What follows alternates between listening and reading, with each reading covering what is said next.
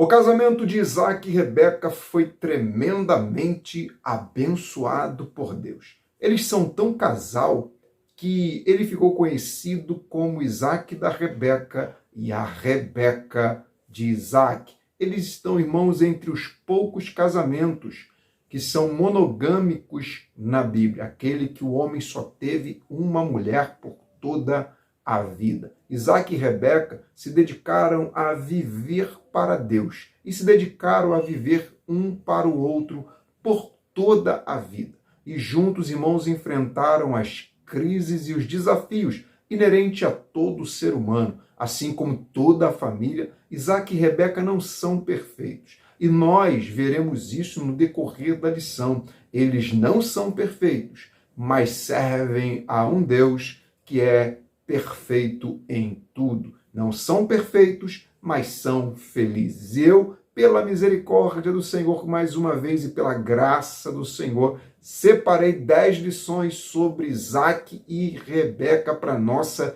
edificação. E são lições maravilhosas, irmãos. Conforme eu for citando aqui as lições, eu vou deixando as referências bíblicas para que você possa acompanhar. Amém? E se você deseja fazer parte do nosso grupo do WhatsApp, o link está aqui embaixo. Se você deseja adquirir algum dos nossos livros, o link está aqui embaixo. Se você deseja conhecer o meu site com várias lições, assim, 10 lições sobre algum personagem, alguma passagem bíblica, o link também está aqui embaixo na descrição deste vídeo. Lá você encontra tudo o que você precisa. E se você gosta, que eu sei que a maioria gosta muito de lições assim, de 10 lições sobre algum personagem ou passagem bíblica, é só você ir lá no meu canal e procurar na aba playlist. E depois da playlist você vai procurar a outra aba que é 10 lições. Lá você encontra, irmãos, várias lições nesse modelo aqui, quando eu sento de frente para a câmera e deixo o Espírito Santo falar. E agora, sem mais delonga, porque a proposta do canal aqui não é enrolar, não é embromar, é ir direto ao assunto que nos edifica. Amém? E eu tenho certeza que você vai gostar dessas 10 lições. Qual foi a lição que mais falou ao teu coração? Coloque aí na descrição para eu ter uma noção, para saber se foi a mesma que falou ao meu coração. Todas são boas, são maravilhosas, mas sempre tem uma que ativa um gatilho dentro de nós. Então, sem perca de tempo, vamos mergulhar nessa palavra. Primeira lição: dê água para os camelos também. Irmãos, em Gênesis capítulo 24, essa é a referência. Abraão já estava avançado em idade.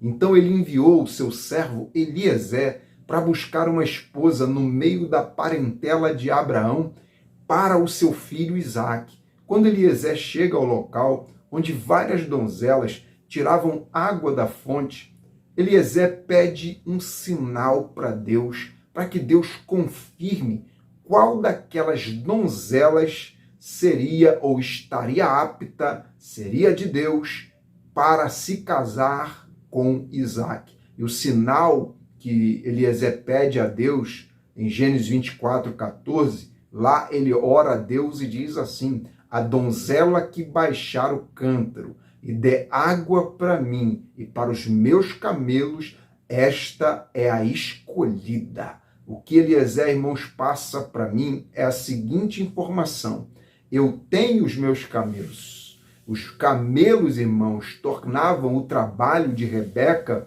ainda mais árduo, ainda mais duro. Dar água para Eliezer era fácil, difícil era dar água para os vários camelos com que estava Eliezer. Mas Rebeca não rejeitou Eliezer por causa dos seus camelos. Com isso eu aprendo, irmãos, que meu cônjuge, meus irmãos em Cristo, meus familiares e meus amigos também possuem camelos. A atitude, irmãos, de dar água para os camelos aqui representa aquilo que precisamos fazer a mais para manter nossos relacionamentos de pé. Dar água para os camelos significa, irmãos, estar disposto a ir além para ser bênção na vida do cônjuge, na vida da família e na vida dos nossos irmãos em Cristo. Muitos estão dispostos a andar ao nosso lado só quando não tem camelos para dar de beber. Esta pessoa precisa ser seu cônjuge, seu irmão, seu filho, quando os camelos aparecem também. Só dá água para camelo, irmãos, quem está disposto a ir além das expectativas. Esta pessoa não é sozinha, essa pessoa que você ama, essa pessoa que está próxima a você, tem seus defeitos, tem os seus problemas, e ela não pode só servir para você quando tudo está bem. Amém? Que Deus te use para continuar conservando essa amizade, esse relacionamento, ainda que tenha que dar água para camelos. Segunda lição: aguente o desconforto com firmeza.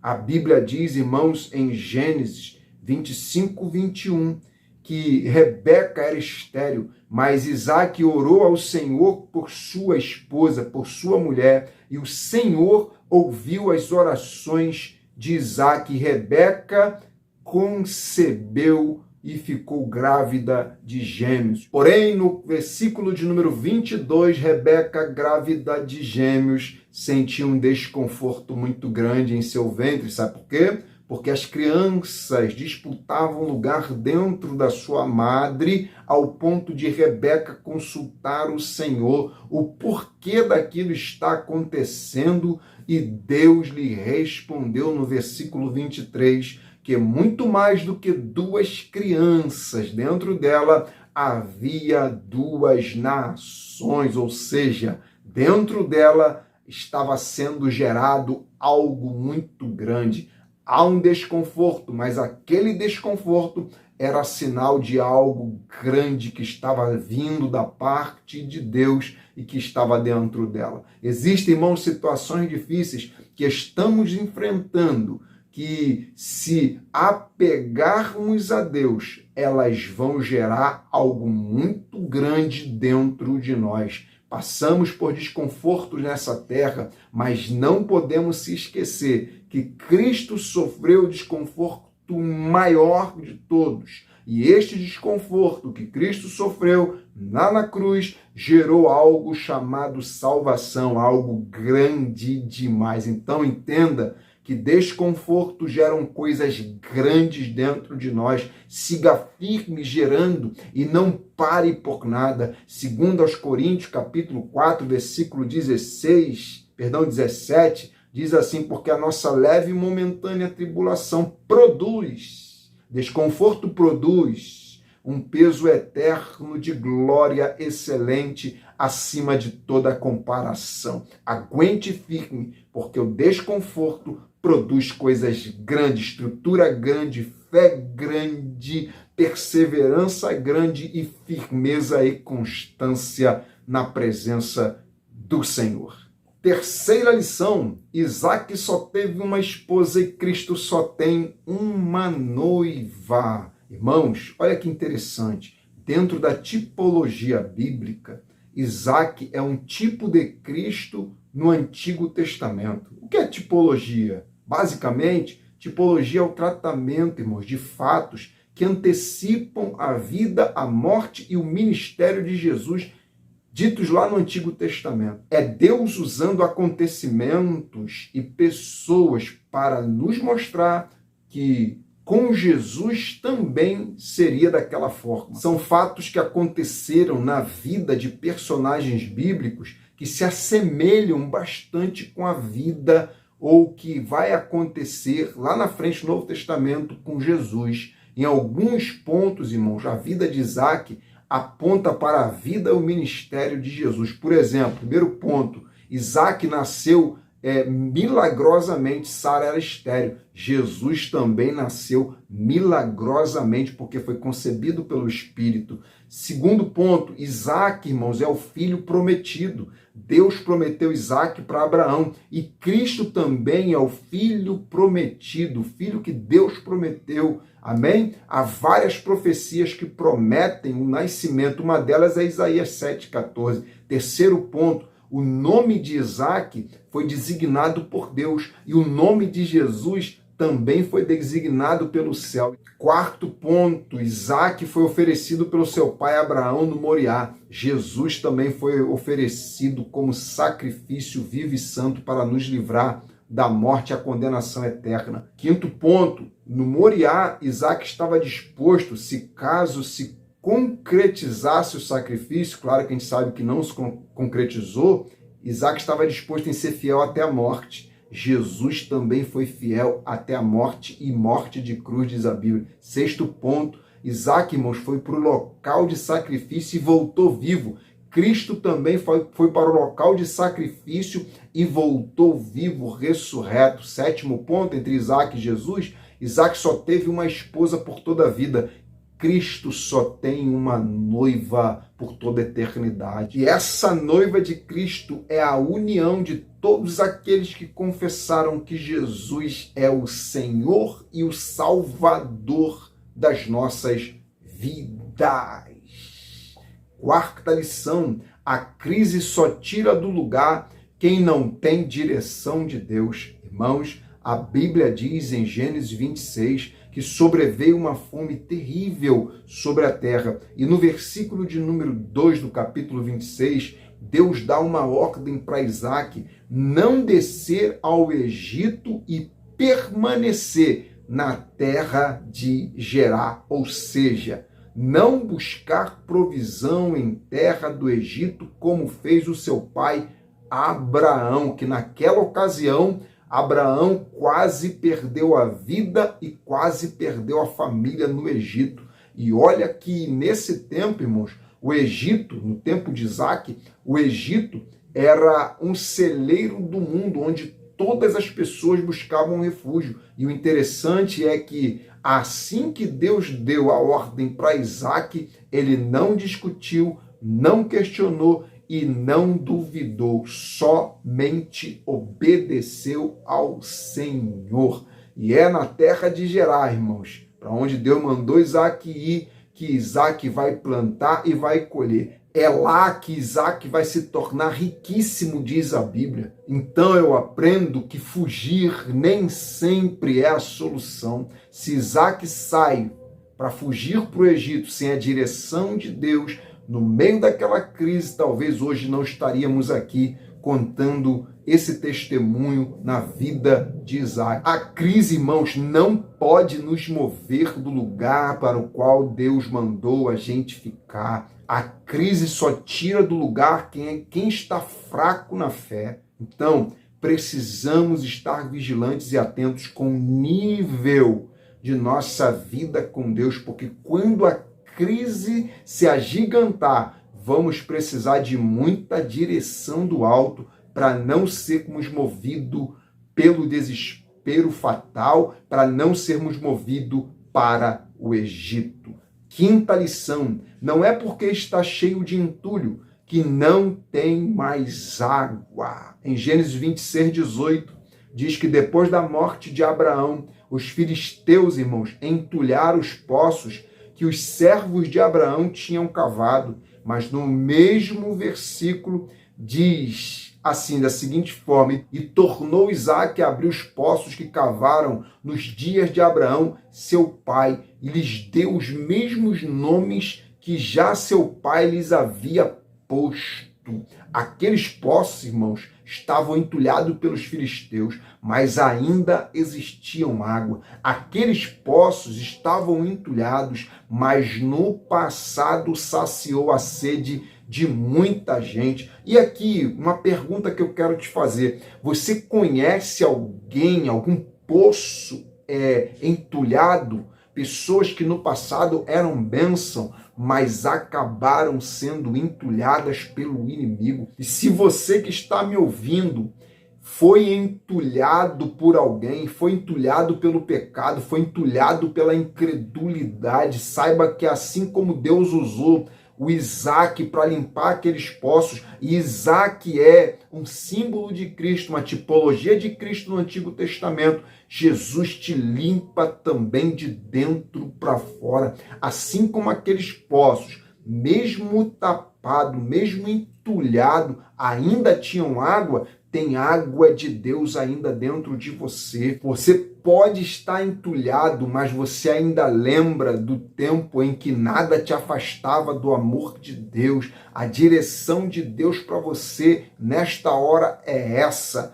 Volte, ainda tem água dentro de você. Está entulhado, mas ainda tem água. Sexta lição. Depois que o poço está cavado, irmãos, todo mundo quer beber água nele.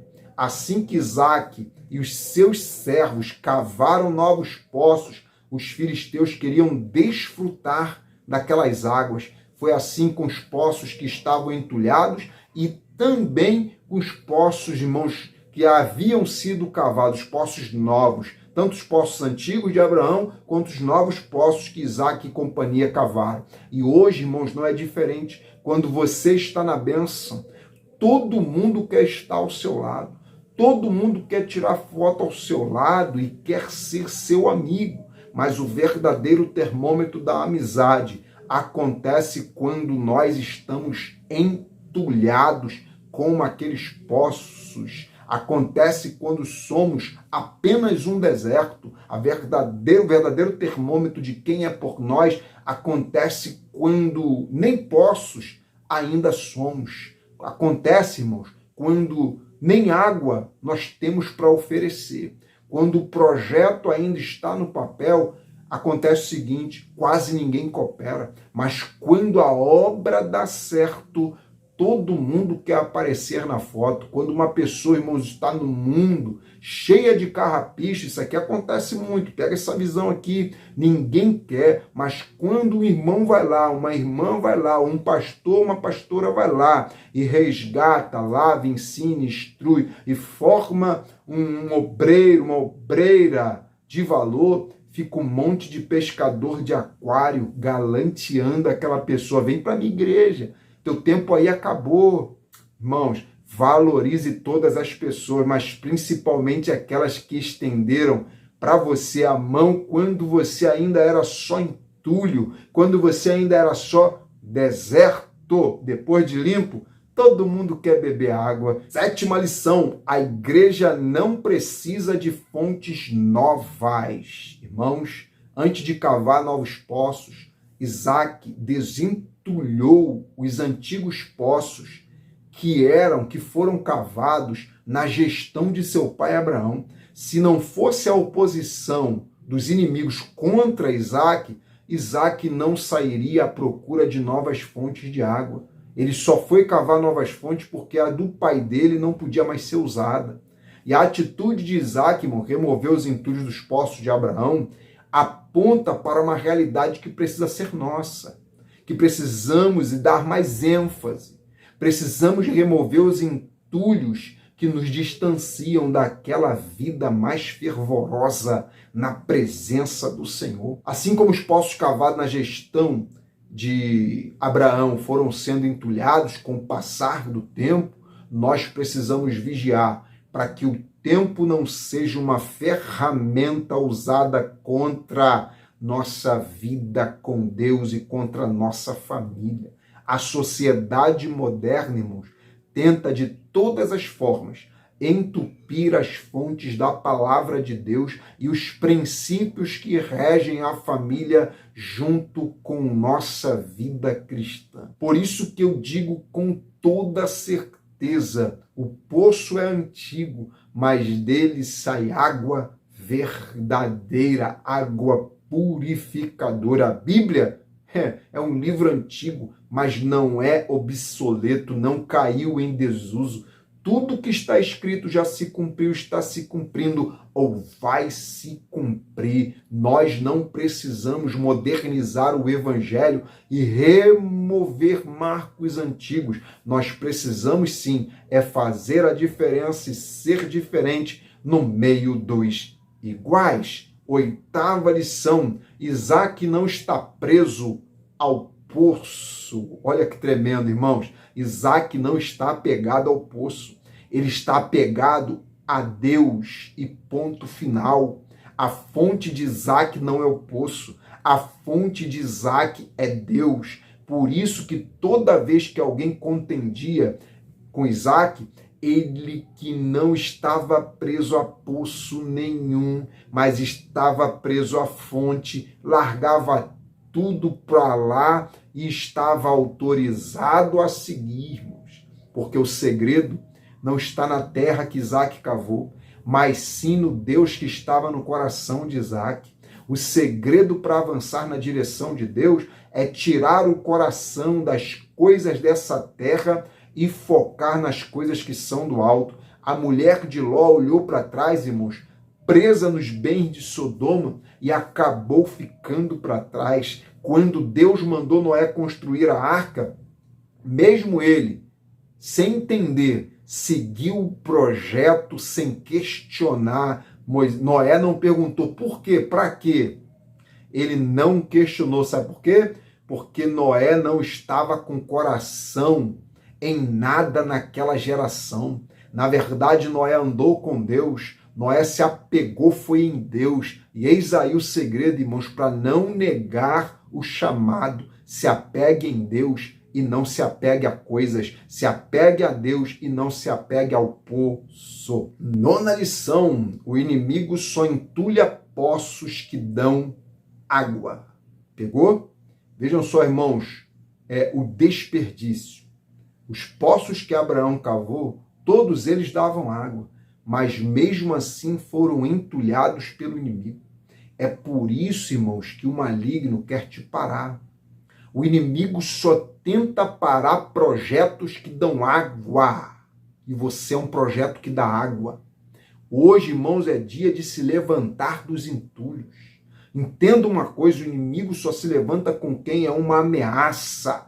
Quem ameaça as obras do mal dele, ele se levanta para tentar parar. Mas Deus é por nós. Deus quer te ver jorrando água para os sedentos e você não pode parar.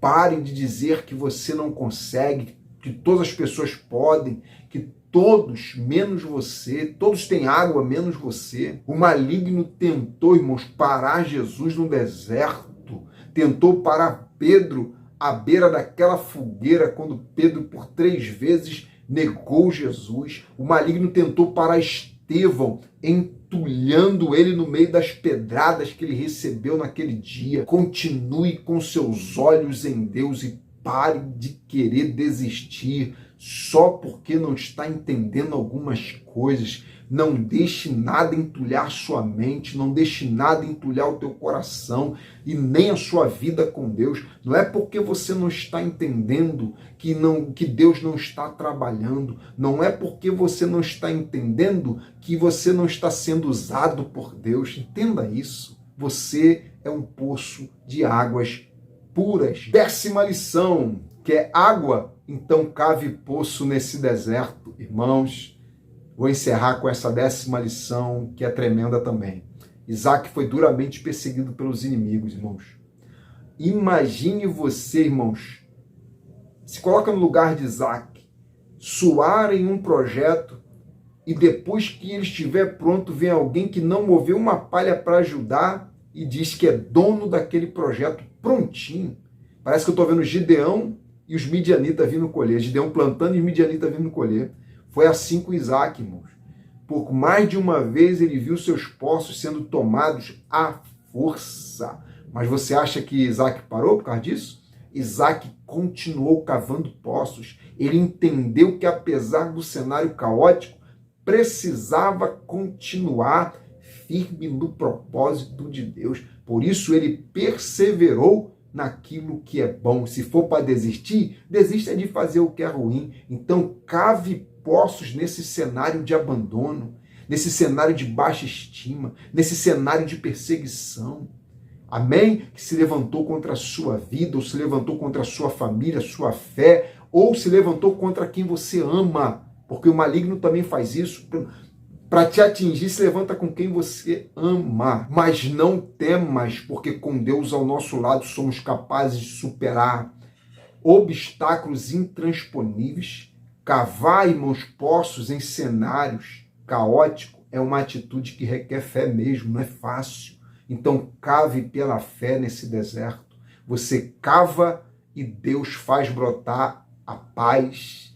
Deus faz brotar alegria, Deus faz brotar a força e o livramento que você precisa. Deus sabe que é difícil, mas Ele quer te ver tentando. Deus sabe que é difícil, mas Ele quer te ver cavando. Cavar é com você, fazer a água brotar é milagre, é com Deus. Que Deus muito te abençoe. Qual foi a lição que você mais gostou dessas 10 lições? Fique na paz, obrigado por você que acompanhou até o final. Obrigado, deixe seu comentário também, eu acompanho até o final que eu vou fazer um comentário para te agradecer lá também. Obrigado por tudo, até aqui nos ajudou o Senhor.